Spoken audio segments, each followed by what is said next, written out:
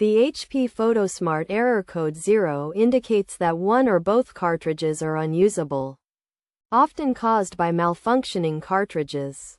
To fix this error, start by turning off the printer and removing the cartridges.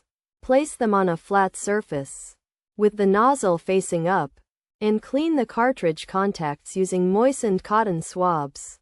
Allow the cartridges to dry before putting them back in the printer.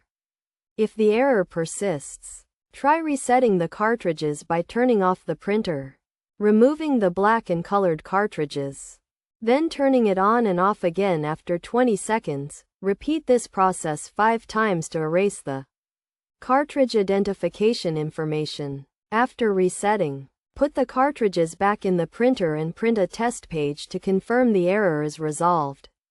If the issue remains, it may be necessary to consult a professional for further guidance.